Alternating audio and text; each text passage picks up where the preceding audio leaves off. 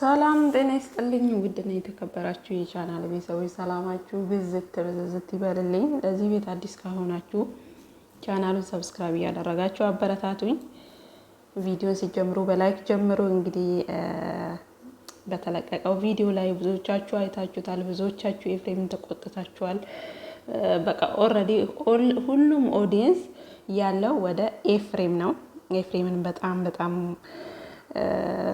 በጣም ህዝቡን አንጫጭቷል ማለት ይቻላል እውነት ለመናገር። ምክንያቱም ዛሬ ላይ ኤፍሬም የሚያደርጋቸው ነገሮች ለእናንተ ጥፋት ሆኖ ሊታዩ ይችላሉ። ነገር ግን ልጅንና አባትን አንድ ላይ የሚያደርግ እንዲሁም ደግሞ ትዳሩን አፍርሶ ላይ ሄደ ወንድ በእንደዚህ አይነት በተልካሻ ነገር ከትዳሩ ፈንግጦ የወጣ ወንድ ድጋሚ እንዳይደገም ነው የሚያደርገው። በተለይ ደግሞ ለቡታጀራ ዩቲዩበሮች በሙሉ እንደዚህ አይነት ነገር እንዳይደገም ነው ይሄ የኤፍሬም ድርጊት። ብዙዎቻችሁ እየተቆጣችሁ ነው እውነት ለመናገር። ምክንያቱም በባህላችን እንደዚህ አይነት ነገር የለም። በባህላችን ይሄ ከየት መጣ? ኤፍሬም ከየት መጥቶ ነው? ምን ሆኖ ነው? እንዴት የወንድሙን ፍቅረኛ ወይ ደግሞ የወንድሙን ሚስት ይመኛል እያላችሁ እንግዲህ በጣም ተቆጥታችሁታል ኤፍሬምን ማለት ነው። እውነት ለመናገር ኤፍሬም ልዑሌ ያላባት እንዳያድግና እንዲሁም ደግሞ ወደ ቀደመው ትዳሩ ወደ ቀልቡ እንዲመለስና አብርሃም ቆፍጠን ብሎ ትዳሩን ህይወቱን እንዲመራ ነው እንጂ የሚያደርገው ቀጥታ ሄርሜላ ጋር ሄዶ ከሄርሜላ ጋር ህይወት ጀመረ ወይ ደግሞ ሄርሜላን አፍቅሯት ሄርሜላን እናንተ እንዳላችሁ ሄርሜላን ወዷት አይደለም። እውነት ለመናገር ምንም የሚወደድ ነገር የለም ሄርሜላ።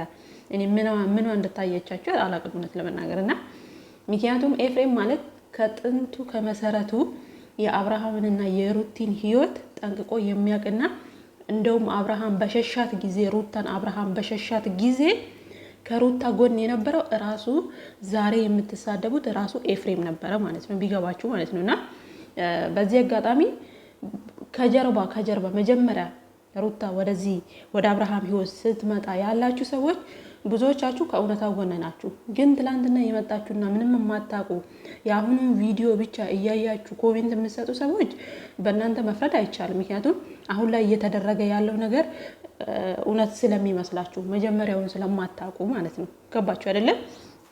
ስለዚህ ኤፍሬም እናንተ አሁን ያሰባችሁት ትላንትና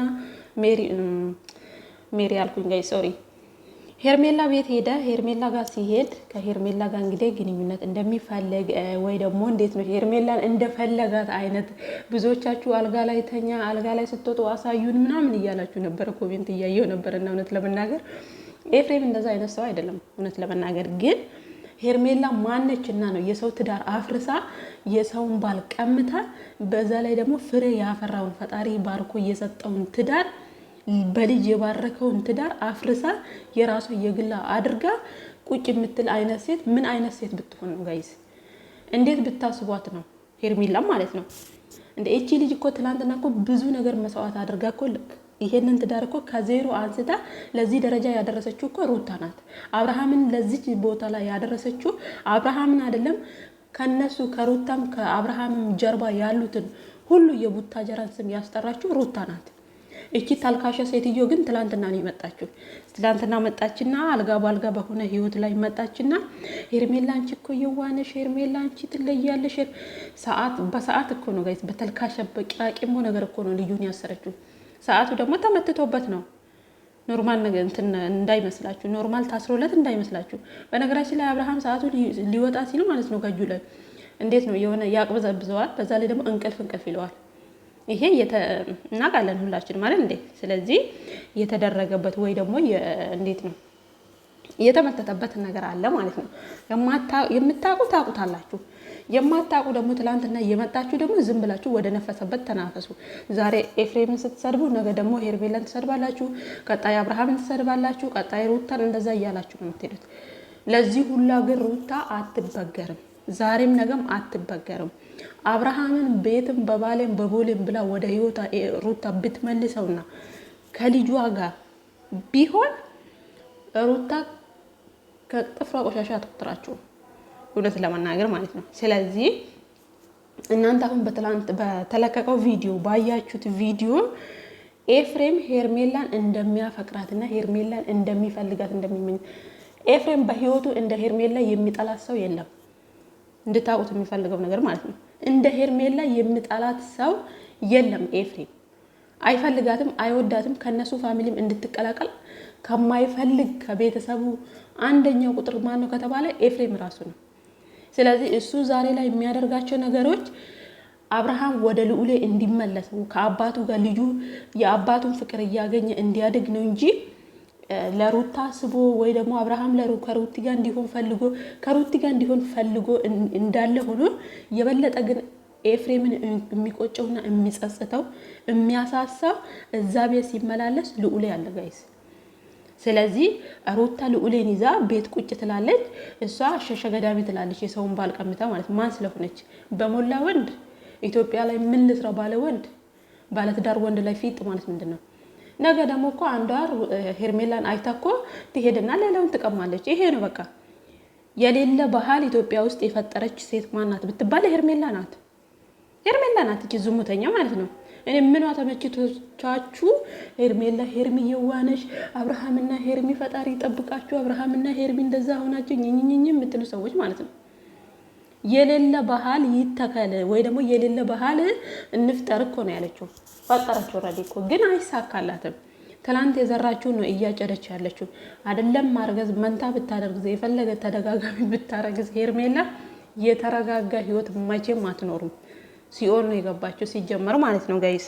እና ብዙዎቻችሁ ሩታ ጥፋተኛ እንደሆነች አብርሃም አመቱ ሙሉ ሲያቦካ ሲያጨማልቅ ከርሞ ትላንትና ሩታ መጣ አንድ ጥፋት ቢታጠፋ አንቺ ነዝናዛ ሴት ነሽ ሩታ፣ አንቺ ስናቅሽ እንደዚህ አይደለም ልፍስፍስ ነሽ።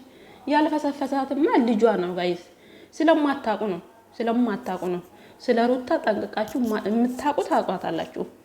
የምታቁ አሁንም ከጎኗ ናችሁ። ግን የማታቁ ትላንትና እየመጣችሁ ከሄርሜላ እኩል የመጣችሁ ሰዎች ወደ ሄርሜላ ነው የምታነፈሱት። እኔ መቼም ቢሆን ሄርሜላን አልደግፋትም እውነት ለመናገር። ግን ዛሬ ላይ እናንተ የታያችሁ ምንድነው? ሄርሜላና አብርሽ አንድ ላይ ሆኑ። ሄርሜላ በቃ የሆነ እንዴት ነው ነገሮችን አስተካክላ ይመጣኝ አልጋ በአልጋ የሆነ ህይወት ላይ እኮ መጥቶ እንደፈለጉ መንደላቀቅ እኮ አይከብድም ጋይስ። መሰረቱን ማቆም ነው ከባዱ ነገር። ብዙ ውጣ ውረድም ማሳለፍ ነው።